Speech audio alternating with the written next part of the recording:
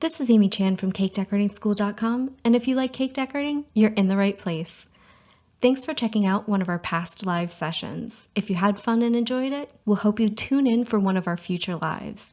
And remember, if you're one of our paid members, you can watch these and all the rest of them anytime on your platform. So as you can see today, we're going to be doing some pretty little poinsettia cupcakes.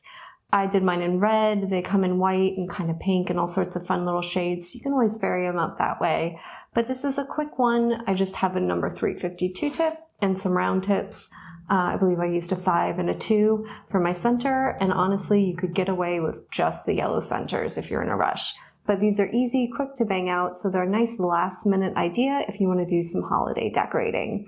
So I'm going to go ahead and put this aside and talk about the tip that we're using. It is my favorite thing to use to make leaves. It's a number 352. It has a little V-shaped opening.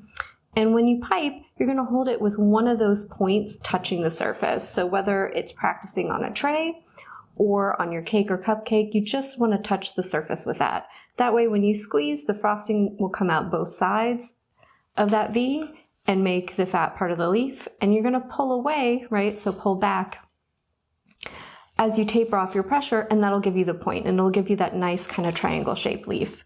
And I'm gonna make sure my frosting is warm, and I'm just gonna start in with my green and do a little practicing, right? So I have 2 bags with a 352, my green and my red, and I'm gonna use this to do some practice. Right, and I'm going to hold it up so you guys can see. That's what I was talking about. So it has that nice V-shaped opening, and we'll hold it so that that point is touching the surface, right? And I'm going to hold it at about a 45-degree angle, so the bag is slanted, right? And you can see as soon as I start to squeeze, the frosting attaches to the paper and starts to balloon out. And the longer I squeeze, the fatter it gets, right? And if I keep squeezing as I pull away, it's going to be longer, right? And when you vary your rate, you can control the size of those leaves. So if I just squeeze a little one and pull away quickly, it's going to be small and short. If I hold for a long time and pull slowly as I'm pulling away, it's going to be fatter, bigger, and longer. So you can use the same tip to achieve different sizes and kind of variations and thicknesses. And what we're going to do today is just ever so slightly different. And we're going to make what looks almost like a variegated leaf or petal. And so what I'm going to do is hold, let the frosting build up, and then I'm just going to move the bag back and forth, right? And this makes little ridges, right? So that when I finally pull away, it looks like, oh, there we go. Get a little further back and let it focus.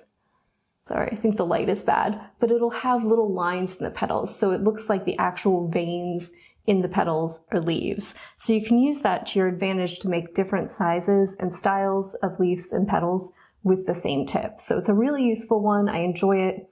There are other types of leaf tips that have a kind of W-shaped opening. Those I find like the little points of the W tend to get pressed together, and sometimes you end up with 3 separate streams of frosting, and it can be a little bit of a hot mess. I don't have that problem with these, so I just kind of prefer them, but that's more of a personal preference than anything else, right? So when we start doing this, what we're going to do is I'm going to look at the top of my cupcake, and I just want to start these petals so that they're kind of inset. So I want to imagine that there's a little circle, and I'm going to start the base of each going around like that. And I'm going to do my little green one first. And so I'm going to try and hold this up so that it's easier, right?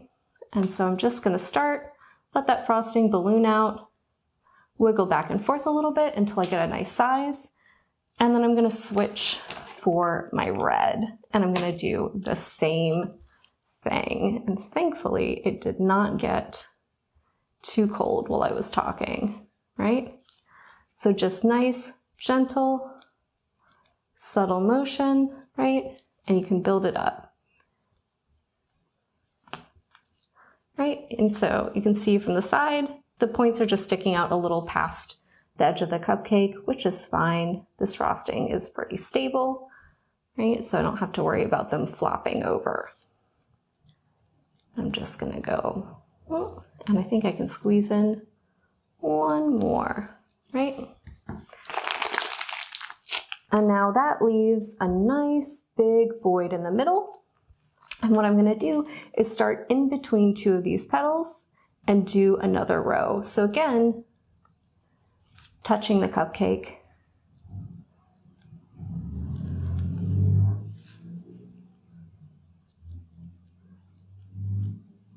And just pulling out.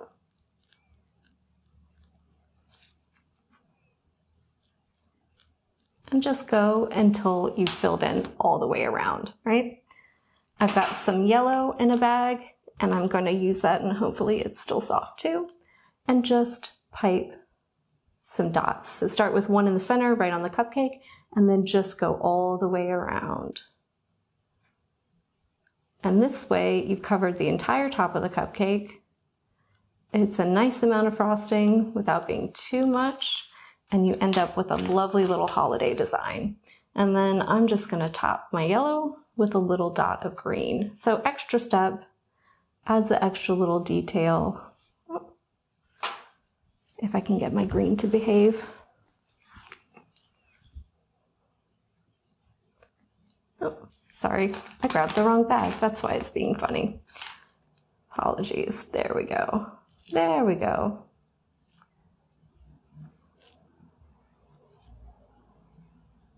And just give each little top a little tiny dot. And there you have a lovely holiday poinsettia. You can do them in red, white, pink. They're always fun and festive. If you enjoyed this video and you'd like more about the cake decorating materials and equipment we use, or just some inspirational videos about cake decorating itself, you can follow us on Insta or YouTube at Cake Decorating School.